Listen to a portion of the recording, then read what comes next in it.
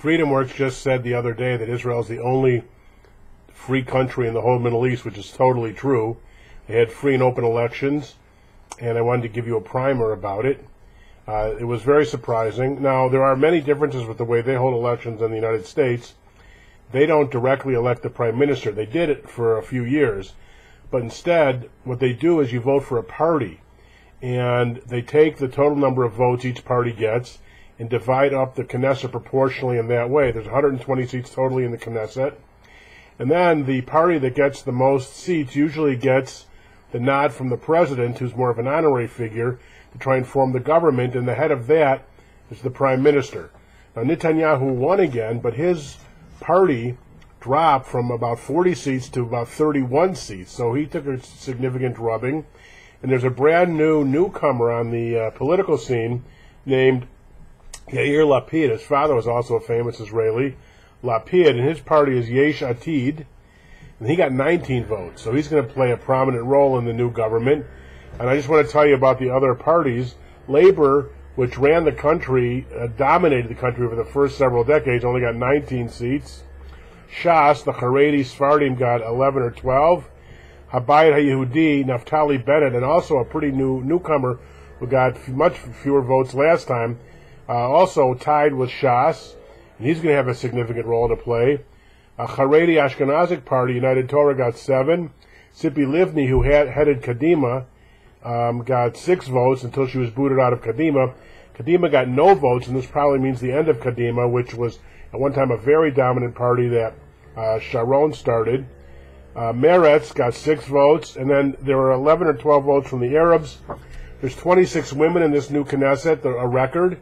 There's 38 religious Knesset members, a new record. Think about whether any Arab parliaments have any Jews in them, and there's 11 or so or 12 Arabs in this Knesset. I'm saying or because I only got 99.5% of the vote when I'm recording this, and they're still not sure exactly about enough seats. Now, in America, we tend to think that the only issues facing Israel are Iran, Syria, the Palestinians, the Arab Spring, but there seems to be a consensus in Israel about those issues. That was not what this election was about. Everybody knows Iran has got to be stopped, and there's a belief that Netanyahu's way is the correct way, although it's not clear whether he's going to use military force or not.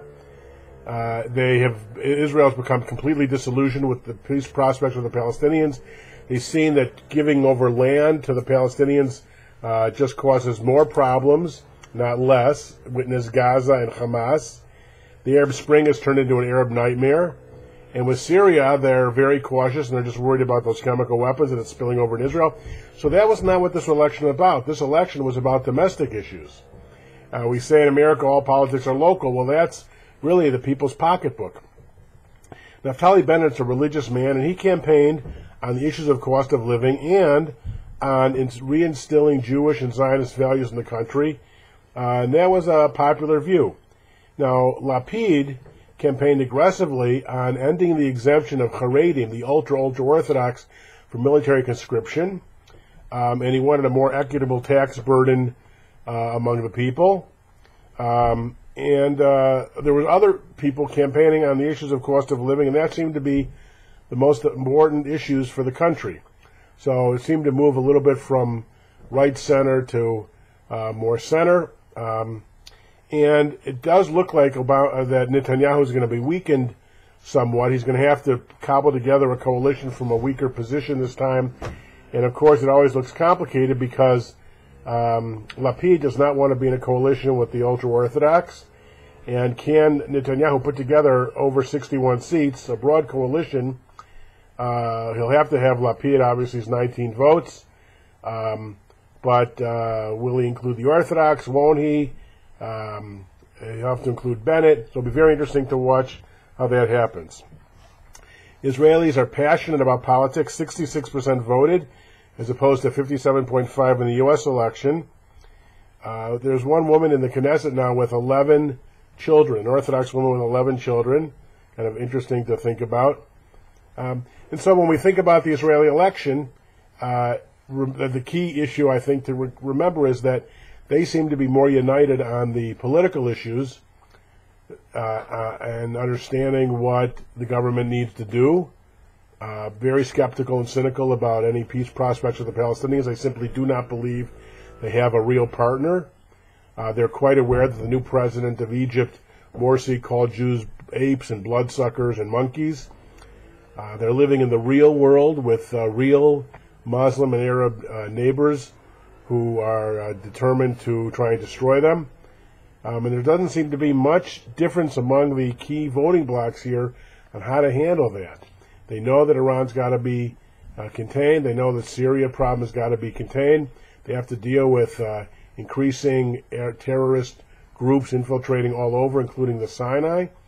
But the main concerns were how expensive apartments have gotten to be, cost of living, the budget deficit, the unfairness that many see in the Haredi being exempt from military service, which was a decision made at the very founding of the state by Ben-Gurion, when there were 400 people that were exempted. Now there's tens of thousands. And so those are many of the issues that people are struggling with. And I just wanted to give you a little primer on the Israeli election. And look for these new names. Yair Lapid, huge new force in Israeli politics, with the Yesh Atid party, 19 votes. Naftali Bennett, Habayit Hayehudi, with 11 or 12 votes, probably 12, wanting to inject more Judaism and Zionism into the secular culture. Probably the end of the Kadima party.